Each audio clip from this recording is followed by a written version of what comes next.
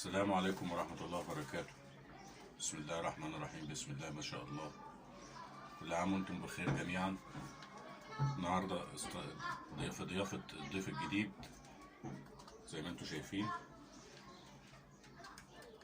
لسه جاي من مكملش ساعة. انا حبيت اعمل تجربة قدام الجميع، جزء بسيط بتقتطعه من البلكونة او من الشقة تقدر تربي فيه اللي انت عايزه. السمان لسه جاي من شوية، يعني بتاع ساعة او نص ساعة بالظبط يعني. طبعا انا عملت له العلف بتاعه، هو جاي سنه يعني في حدود 35 يوم.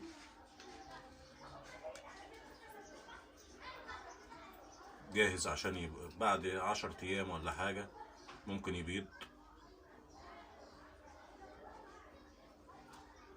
العلفة بتاعته جبت له علف 21 اكل بتاعه، وعملت له خلطة معينة من الاعشاب. الخلطة ديت حطيت عليها شوية حاجات عشبية.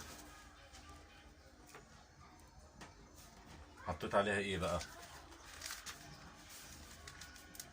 حطيت عليها الكيلو، حطيت عليه حوالي 4 جرام زعتر، 3 جرام كركم. طبعا يا جماعة ال4 جرام يعني معلقة صغيرة، 4 جرام يعني معلقة صغيرة، فكل كيلو علف حطيت له 4 جرام زعتر و3 جرام كركم و2 جرام قرفة يعني نص معلقة، حوالي 6 جرام خميرة. ورحت مقطع توم على بصل وخلطته كويس في الخلاط، ورحت حطه عليه. حطيت عليها كمان نعناع 4 جرام، حطيت كزبرة حوالي 3 جرام، 2 جرام كمون، 4 جرام 5 جرام ليمون. الليمون حطيته مع المية. الليمون والخل، حطيت خل تفاح وليمون مع المية.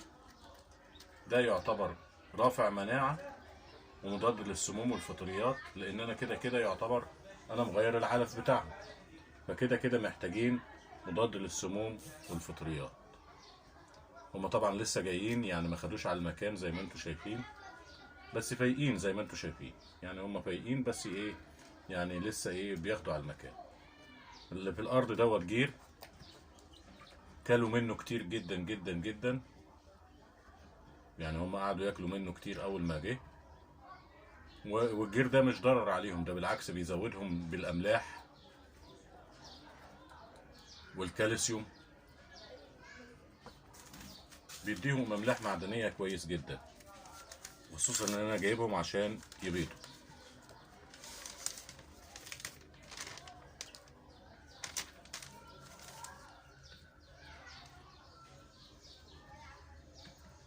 الميه زي ما انتم شايفين اهي، حطيت عليها ليمون، حطيت عليها 4 سنتي خل تفاح. خل التفاح ده ممتاز جدا جدا جدا، بيطهر البطن، بيعمل مضادات حيوية، مضاد للبكتيريا، مضاد للفيروسات، ممتاز جدا ليهم. فحطيت 4 جرام اللي هو الخل المخفف، انما لو خل مركز بتحط حوالي ربع جرام، لو سن صغير. سن كبير بتحط نص جرام. انما اللي موجود دلوقتي يعتبر هو كله ايه، يعتبر مخفف. فحطيت لهم خل تفاح مخفف 4 جرام على لتر المية.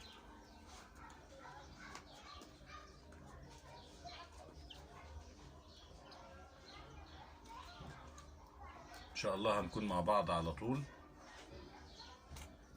ونشوف ايه اللي احنا بنحطه ليهم. هديهم الوضع دوت، هديهم على يومين الكلام اللي انا بقوله دوت. الخل والليمون هحطه لهم يوم او يومين. طبعا بغير المية كل يوم مرتين، الصبح وبالليل. في ناس بتغيرها كل 8 ساعات، بس انا بقول هي كل يوم مرتين كويس قوي. تغير الميه الصبح وبالليل في ميعاد محدد كل 12 ساعه.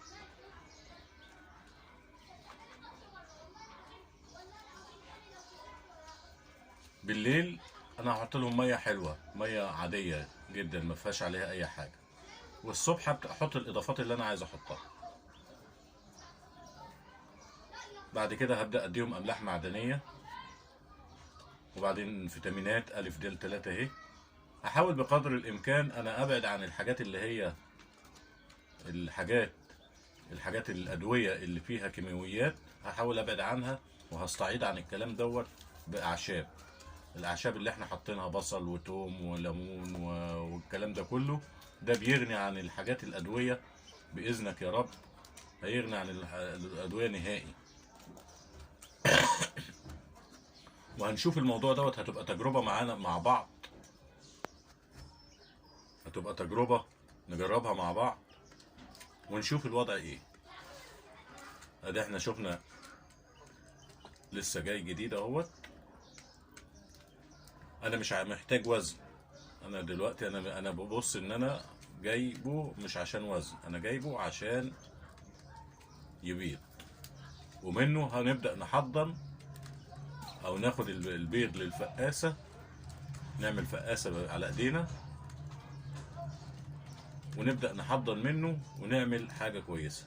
انا قصدت ان انا اجيب سن كبير لان انا عارف الادوية هتتصدر للبيض، ومن البيض هيتصدر للجنين. لا، انا عايز ابدأ من الكبير واغذيه على اعشاب طبيعية وابعده عن اي حاجة فيها ادوية. اللهم اني بس هديله شوية فيتامينات وشوية مكملات غذائية، ده اللي ممكن اديهوله. زي ما انتم شايفين كده بيحب الجير قوي وبياكل منه، وده مفيد مش وحش. طبعا انا حبيت اجيب نشاره، لقيت النشاره مش عارف بيقول لي شكاره ب 40 جنيه وب 25 جنيه، فقلت لا، شكاره الجير كلها ب 20 جنيه، وبيقعد عليها وبيرتاح وبياكل منها بينقر زي ما انتم شايفين اهوت. مفيد ليهم كويس جدا، في نفس الوقت هيمص البراز بتاعهم والفضلات.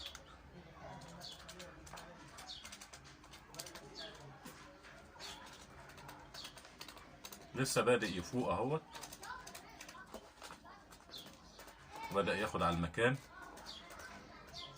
فطبعا نكمل الموضوع بتاعنا. انا لما ابدأ من الام واديها اعشاب وابعد عنها الادويه، الكلام دوت هيظهر معايا في الجنين، هيظهر معايا في البيضه، وبعد كده في الجنين اقدر احصنه برضو بالاعشاب، لان دي حاجه هتبقى لبيتي والاكلي انا. وانا من هواة ان انا اتعامل بالاعشاب الطبيه، وعارف ان ليها اثار كبيره جدا جدا. انا عايز بقى، انا عامل موضوع للمناقشه باذن الله، نتناقش فيه كلنا مع بعض، سؤال كده وهنتكلم فيه وكل واحد يديني يدلو بدلو في الموضوع دوت. السؤال بيقول: هل الأعشاب قادرة عن الاستغناء عن الأدوية سواء للوقاية أو للعلاج؟ عايز كل واحد يقول لي رأيه، وإن شاء الله هنتكلم في الموضوع دوت في الحلقة اللي جاية.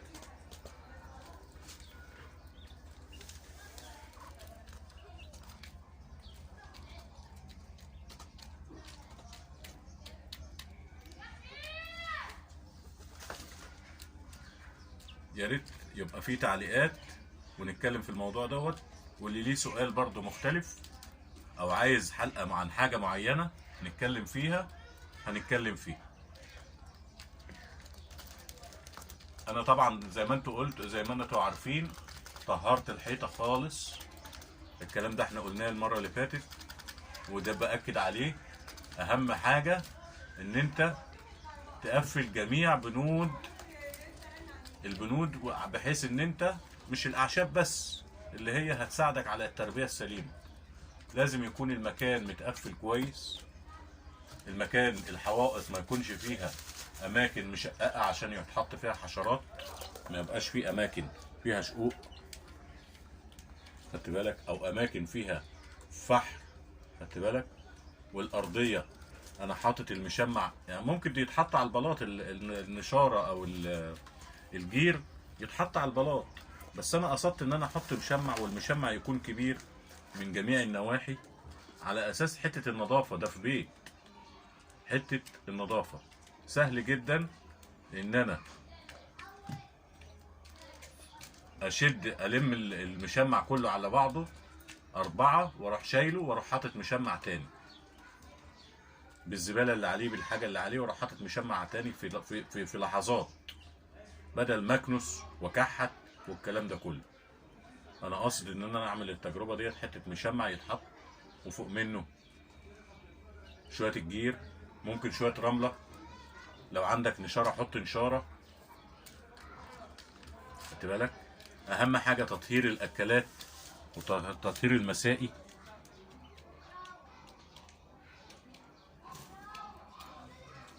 غسيل الاكلات وغسيل المسائي يوميا، كل ما تغير ميه بتغيرها كل 12 ساعه، غيرها واغسلها كويس او طهرها، عشان الفطريات، عشان الميكروبات، عشان الحاجات دي كلها. تطهير الارضيه وتطهير الحوائط والاسقف، عشان ما يبقاش فيه اي حشرات، اي فيروسات، اي بكتيريا متراكمه من القديم. بتطهرها ايه؟ في ناس بيقول لك فورمالين، في ناس بتقول لك دي، بس انت كمربي في البيت، بعيد عن المزارع، بعيد عن الاماكن اللي فيها ممكن يكون فيها دجاج او بتاع الكلام ده كله، انت تقدر تطهرها بحاجه بسيطه جدا، بشويه كلور مركز على ميه، وبالبخاخه بتطهر الحيطه، والارضيه بتمسحها بالميه بكلور، خلص الموضوع. في خرام زي كده اماكن مسامير برش فيها بالبخاخه، بجيب السقف من فوق، بجيب الحوائط، بجيب كل المكان اللي هيتحط فيه برشه، ده قبل ما يجوا طبعا، وبسيبه يوم يتهوى عشان الريحه ما تبقاش ليها اثر عليه. وبعد كده بعدها بيوم بتجيب الضيف بتاعك وتحطه زي ما انتوا شايفين اهوت. هما ما شاء الله كلوا يعني اول ما جم، وفي منهم بيكمل اكل لسه.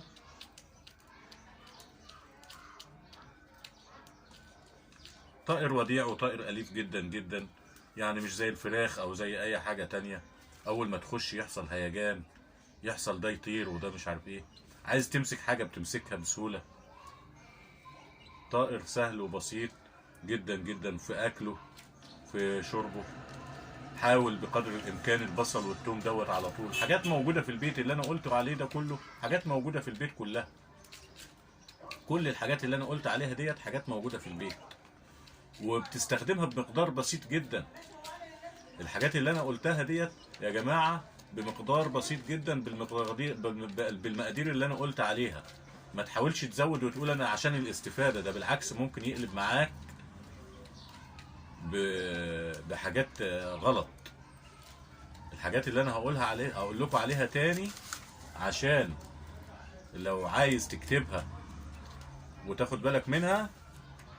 بنقول هنحط 4 جرام زعتر، 4 جرام زعتر يعني معلقه صغيره، معلقه صغيره ما تعتبرش يعني ايه، تعتبر ممسوحه تعمل لك 4 جرام. 3 جرام كركم، معلقه الا حاجه بسيطه، مش هقول لك اوزن على الميزان ولا الكلام ده كله. قرفه 2 جرام يعني نص معلقه على الكيلو، الكلام اللي انا بقوله دوت على الكيلو. خميره 6 جرام، تقدر تحط معلقه مليانه سن. بتحط توم، طبعا دي عمليه تجاوزيه، بتحط مثلا ممكن على الكيلو تحط توميتين ولا حاجه. بصلايه صغيره تحطها عليه وتروح بشرهم كويس قوي عشان يطلع الميه بتاعته، خدت بالك. 4 جرام نعناع يعني معلقة صغيرة برضو. كزبرة، الكزبرة دي مفيدة جدا جدا جدا وبتريح بطن السمان، مفيدة جدا جدا لحاجات كتيرة جدا جدا. هنمسك كل الحاجات دي كلها ونتكلم عليها واحدة واحدة، كل حاجة من اللي احنا بنقول عليها ديت. ودي اضافات بتبقى دايمة، يعني دي اضافات دايمة. وبعدين 2 جرام كمون على الكيلو، يعني بالظبط نص معلقة صغيرة كمون ناعم. والمية بحط ليها ليمون وخل، وده مش على طول، الليمون والخل مش على طول، انا هشغله يومين على اساس ان هو يطهر بطنهم ويبقى مضاد للفيروسات الحاجات ديت اللي هو الليمون والخل. انما الحاجات اللي انا قلتها الاولانيه اللي بتتحط على الاكل دي هتتحط على طول، يعني هتبقى اضافات على الاكل على طول. طبعا الخميره عايز ادي لمحه عنها، فيها مجموعه فيتامينات ب كلها ما عدا ب 12، مطهره للمعده، منشطه ضد الفطريات والبكتيريا. يبقى انت كده عملت مضاد سموم وعملت رفع مناعه بالحاجات اللي احنا بنقولها دي. ونبعد عن الحاجات، نحاول بقدر الامكان نبعد عن الحاجات المتصنعه والحاجات الكيماويه، لان ليها اثر وحش عليه ووحش على الطير طبعا. بينزل المناعه بتاعته، بينزل المناعه بتاعته.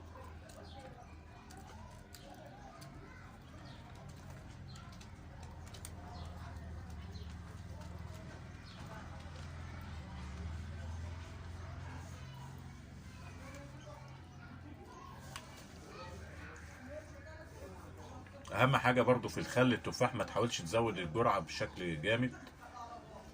الليمون مش مشكله، الليمون مش هيعمل حاجه، بتحط نص ليمونه او ليمونه وتروح حاطط قشره الليمونه مع الميه زي ما انتم شايفين كده، يعني مش عارف هتبقى ظاهره ولا لا. قشره الليمونه بتحطها مع الميه دي ليها اثر مطهر جدا، حتى لو عندهم برد وعندهم حاجه من النقل حصل، حد جاله برد ولا حاجه، كل دوت هيروح باذن الله، كل دوت هيروح باذن الله. كل اللي بيقول لك انت جبت سمان جديد لازم تحط له رافع مناعه ومضاد للسموم. رافع مناعه عشان مضاد للسموم عشان انت كده كده غيرت العلف بتاعه، وفعلا انا غيرت العلف بتاعه، لان انا حتى لو هو بيعلف على علف 21 وانا جبت العلف 21، انا مش ضامن ان هو بيجيب نفس النوع اللي انا جايبه، يعني مش ضامن ان انا امشي على نفس النوع، يبقى لازم احط مضاد سموم ورافع مناعه، لان برضو ده لسه منقول جديد. طيب انا مش عايز اعمل الموضوع دوت. كل الحاجات اللي انا حاططها ديت، كركم، جنزبيل، زعتر، الحاجات دي كلها حطيتها كلها، دي بترفع مناعه وفي نفس الوقت مضاد السموم، وفي نفس الوقت بتساعد على ان رفع المناعه يبقى عند الطائر نفسه، مش هي اللي بترفع المناعه وبعد كده لما ما تستخدمش الحاجه او ما تستخدمش رافع مناعه يبقى مناعته في الارض، اي مرض يجيله او اي فيروس ما يعرفش يتعامل معاه الطائر، اجهزه الطائر ما تعرفش تتعامل معاه. الكركم دوت يمكن انت لو قريته كلكم وعارفين ان الكركم مفيد جدا جدا للانسان.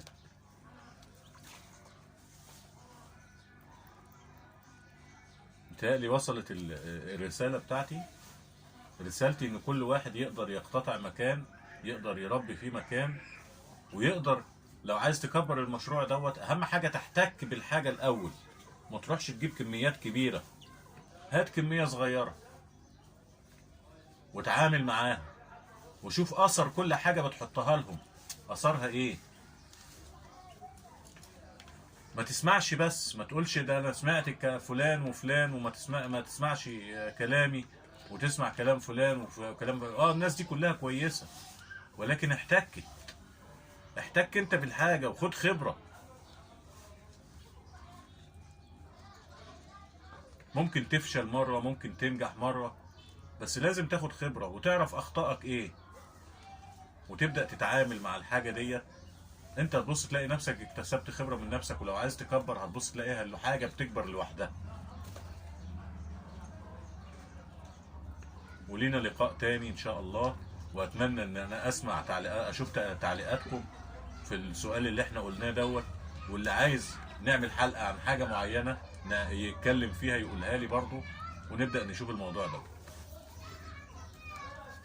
والسلام عليكم ورحمة الله وبركاته.